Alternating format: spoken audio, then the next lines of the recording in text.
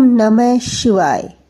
जिस प्रकार इस ब्रह्मांड का ना कोई अंत है और ना ही कोई शुरुआत, उसी प्रकार शिव अनादि है। संपूर्ण ब्रह्मांड शिव के अंदर समाया हुआ है। सोमवार के व्रत 3 प्रकार के होते हैं: साधारण प्रति सोमवार, सौम्य प्रदोष व्रत और 16 सोमवार। तीनों की विधि एक जैसी है। शिव पूजन के पश्चात कथा सुननी चाहिए। आइए सोमवार व्रत कथा सुनते हैं। एक नगर में बहुत धनवान साहूकार रहता था, जिसके घर में धन की कमी नहीं थी, परंतु उसको एक बहुत बड़ा दुख था, उसके कोई पुत्र नहीं था। वह इसी चिंता में दिन रात लगा रहता। वह पुत्र की कामना के लिए प्रत्येक सोमवार को शिव जी का व्रत और पूजन किया करता था तथा सायंकाल को शिव मंदिर में जाकर उनके सामने दीपक जलाया करता था। उनके इस भक्ति भाव को देखकर एक समय माता पार्वती जी ने शिवजी महाराज से कहा कि महाराज, यह साहूकार आपका अनन्य भक्त है और सदैव आपका व्रत और पूजन बड़ी श्रद्धा से करता है। आपको इसकी मनोकामना पूर्ण करनी चाहिए। शिव जी ने कहा, हे पार्वती, यह संसार कर्म क्षेत्र है। जैसे किसान खेत में जैसा बीज बोता है वैसा ही फल काटता है, उसी तरह मनुष्य इस संसार में जैसा कर्म करते हैं वैसा ही फल भोगते हैं। पार्वती जी ने अत्यंत आग्रह से कहा, महाराज, जब यह आपका अनन्य भक्त है और इसको अगर किसी प्रकार का दुख है तो उसको अवश्य दूर करना चाहिए, क्योंकि आप सदैव अपने भक्तों पर दयालु होते हैं और उनके दुखों को दूर करते हैं। यदि आप ऐसा नहीं करेंगे तो मनुष्य आपकी सेवा तथा व्रत क्यों करेंगे? पार्वती जी का ऐसा आग्रह देख शिव जी महाराज कहने लगे, हे पार्वती, इसके कोई पुत्र नहीं है। इसी चिंता में यह अति दुखी रहता है। इसके भाग्य में पुत्र न होने पर भी मैं इसको पुत्र की प्राप्ति का वर देता हूँ, परंतु यह पुत्र केवल 12 वर्ष तक जीवित रहेगा। इसके पश्चात वह मृत्यु को प्राप्त हो जाएगा। इससे अधिक मैं और कुछ इसके लिए नहीं कर सकता। यह सब बातें साहूकार सुन रहा था। इससे उसको न तो कोई प्रसन्नता हुई न ही कुछ दुख हुआ। वह पहले जैसा ही शिवजी महाराज का व्रत और पूजन करता रहा। कुछ काल व्यतीत होने पर साहूकार की स्त्री गर्भवती हुई और 10वें महीने में उसके गर्भ से अति सुंदर पुत्र की प्राप्ति हुई।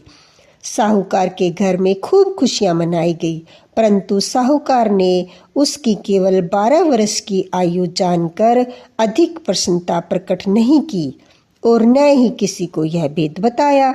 जब वह बालक 11 वर्ष का हो गया तो उस बालक की माता ने उसके पिता से विवाह के लिए कहा, तो साहूकार कहने लगा, अभी मैं इसका विवाह नहीं करूँगा, अपने पुत्र को काशी जी पढ़ने के लिए भेजूंगा।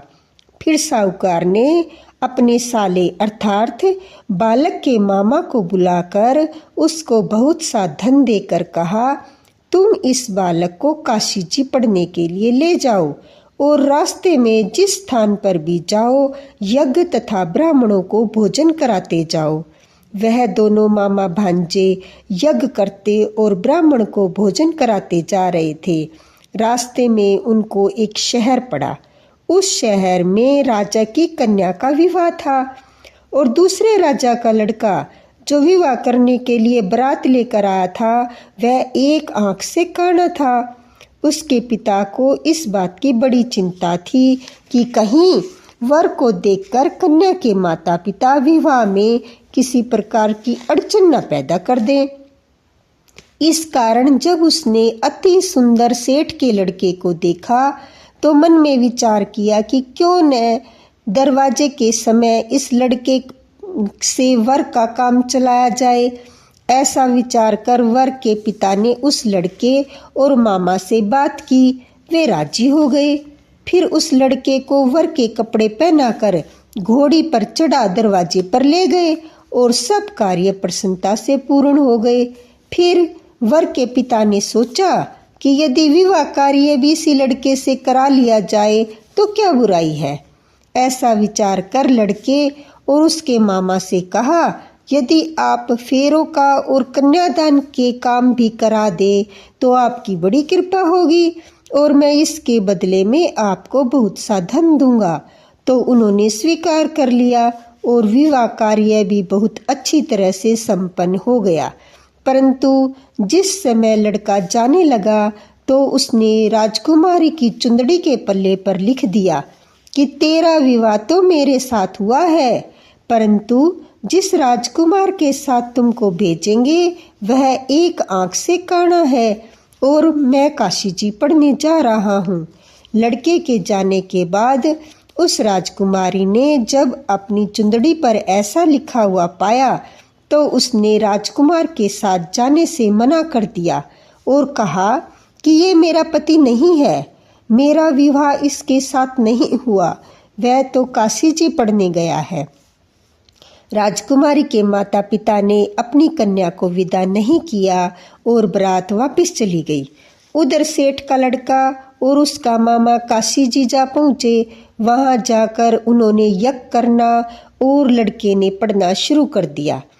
जब लड़के की आयु 12 वर्ष की हो गई, उस दिन उन्होंने यज्ञ रच रखा था कि लड़के ने अपने मामा से कहा, मामा जी आज मेरी तबीयत कुछ ठीक नहीं है। मामा ने कहा, अंदर जाकर सो जाओ। लड़का अंदर जाकर सो गया और थोड़ी देर में उसके प्राण निकल गए।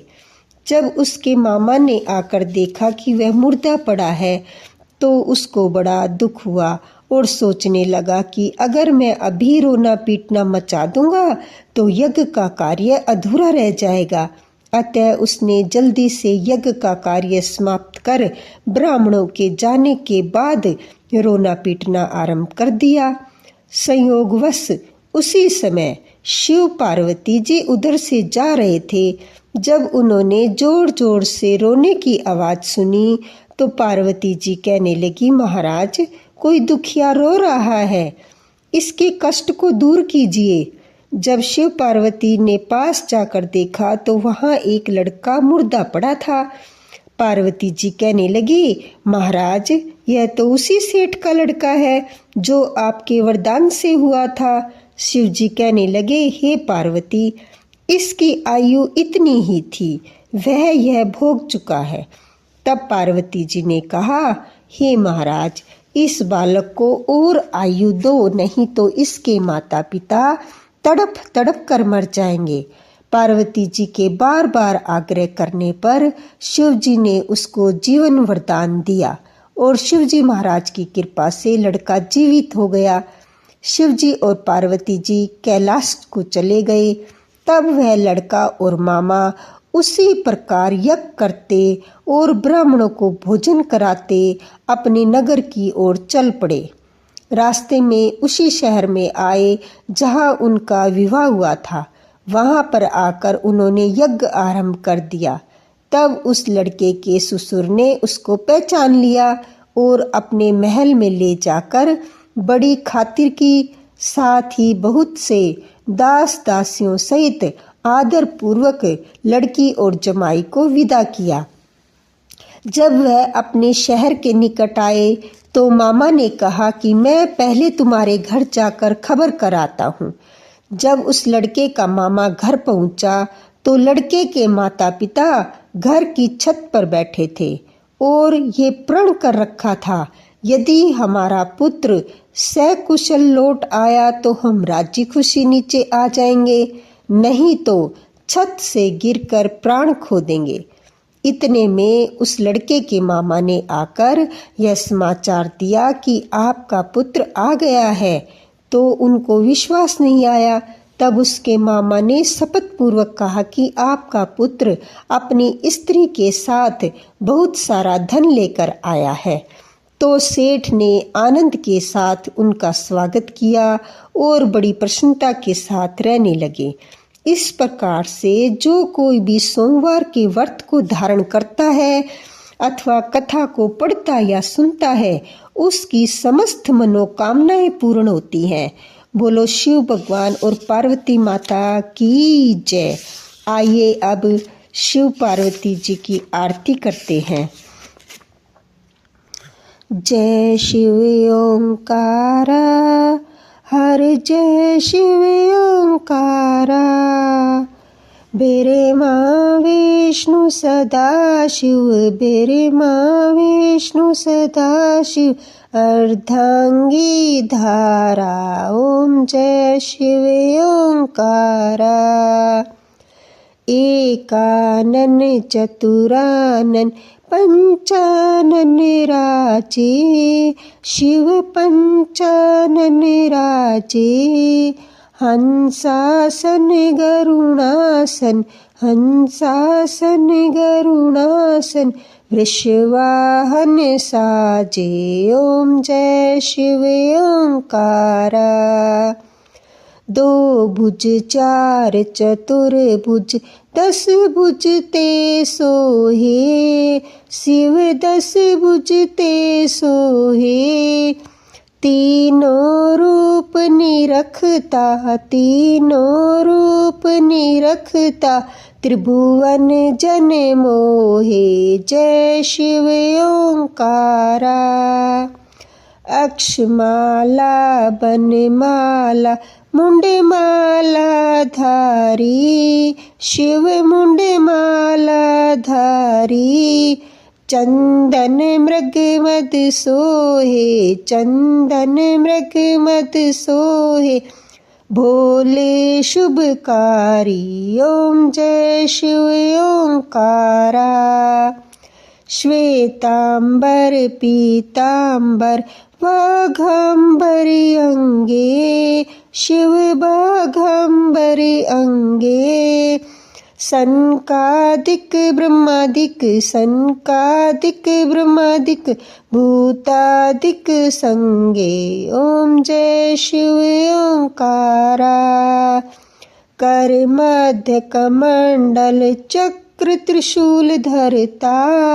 शिव चक्र त्रिशूल धरता। जग करता जग हरता, जग करता जग हरता। जग पालन करता, ओम जय शिव ओंकारा। बेरे माँ विष्णु सदा शिव जानत अविवेका। शिव जानत अविवेका। प्रणव अक्षर के मध्य, प्रणव अक्षर के मध्य। ये तीनों एका, ओम जय शिव ओंकारा। तेरे गुण शिव जी की आरती जो कोई नर गावे। शिव जो कोई नर गावे।